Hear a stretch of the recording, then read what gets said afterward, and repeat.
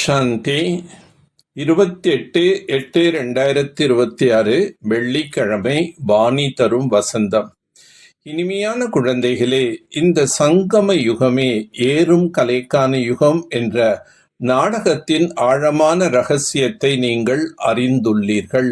சத்திய யுகத்திலிருந்து கலைகள் குறைந்து கொண்டே போகின்றன.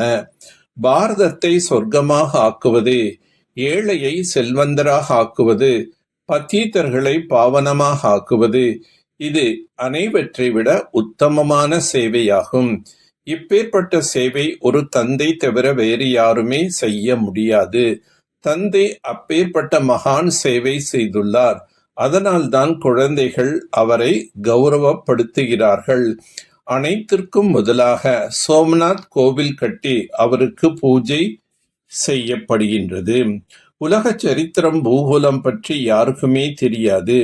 நமது பாரதம் மிகவும் செல்வந்த நாடாக இருந்தது என்பதை நீங்கள் நல்ல முறையில் புரிந்துள்ளீர்கள். இப்பொழுது மிகவும் ஏழையாக உள்ளது. இப்பொழுது மீண்டும் தந்தை செல்வந்தராக ஆக்க வந்துள்ளார். ரிஷி முனிவர்கள் கூட நாங்கள் படைப்போர் மற்றும் படைப்பை அறியாமல் உள்ளோம் என்று கூறுகிறார்கள். சத்தியுகத்தில் இந்த தேவி தேவதைகளுக்கு படைப்பவர் மற்றும் படைப்பின் ஞானம் இருக்கவில்லை என்று தந்தை கூறுகின்றார். முதல் இடைக்கடை அறியாமல் உள்ளார்கள்.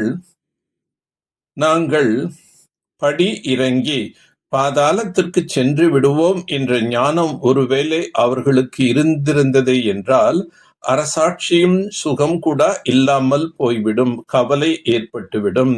நாம் தமோ பிரதான நிலையிலிருந்து சத்தோ பிரதானமாக எப்படி ஆகலாம் என்று இப்பொழுது உங்களுக்கு கவலை ஏற்பட்டுள்ளது. சத்தியுகத்தில் அனைவரும் வரமாட்டார்கள்.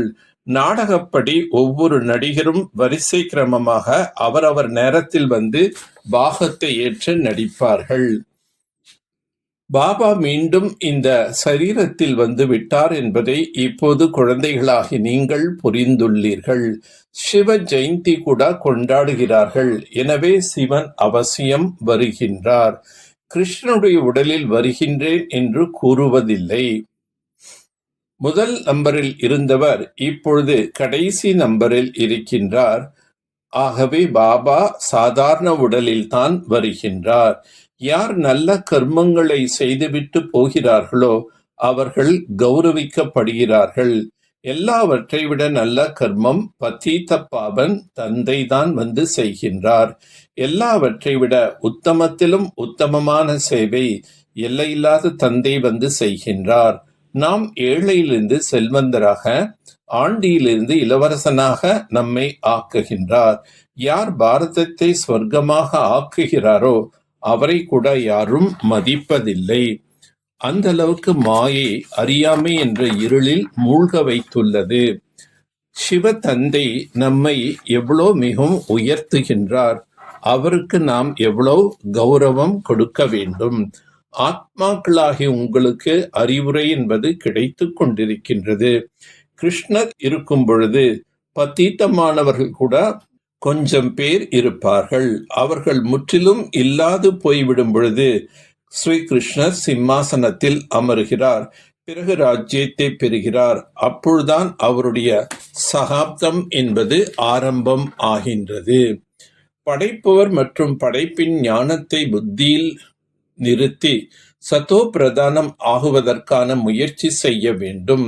நாம் சத்தோ பிரதானமாக அவசியம் ஆக வேண்டும் என்று ஒரே ஒரு கவலை மட்டும் கொள்ள வேண்டும். இந்த எல்லையில்லாத நாடகத்தை புத்தியில் வைத்து அளவற்ற குஷியில் இருக்க வேண்டும். தந்தைக்கு சமமாக மதிப்பை பெறுவதற்கு பத்தீத்தர்களை பாவனமாக ஆக்கும் சேவை செய்ய வேண்டும். அதிகாரத்தின் நினைவின் மூலம் சர்வ சக்திகளின் அனுபவம் செய்யக்கூடிய பிராப்தி ஸ்வரூபம் ஆகுக. புத்தியின் சம்பந்தம் ஒரு தந்தையிடம் சதா ஈடுபட்டிருந்தால் சர்வ சக்திகளின் ஆஸ்தி அதிகார ரூபத்தில் பிராப்தியாக கிடைக்கும். யார் அதிகாரி என்று புரிந்து கொண்டு ஒவ்வொரு காரியம் செய்கின்றார்களோ அவர்கள் சொல்வது மற்றும் சங்கல்பத்திலும் யாசிக்க வேண்டிய அவசியம் இருக்காது. இந்த அதிகாரி என்ற நினைவுதான் சர்வ சக்திகளின் பிராப்தியை அனுபவம் செய்விக்கின்றது. எனவே சர்வ சக்திகளும் எனது பிறப்புரிமை என்ற போதை இருக்க வேண்டும். அதிகாரியாக ஆகி நடந்து கொண்டீர்களெனில் அடிமைத்தனம் நீங்கிவிடும்.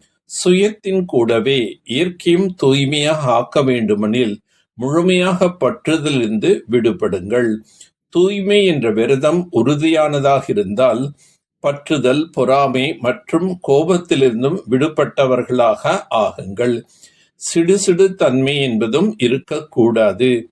இது நடந்தே ஆக வேண்டும் என்ற பற்றுதலும் இருக்கக்கூடாது. சுயநலம் அல்லது பொறாமைக்கு வசமாகி எந்த ஒரு விஷயம் கூறினால் அது நிறைவேறவில்லை எனில் கோபம் வந்துவிடும்.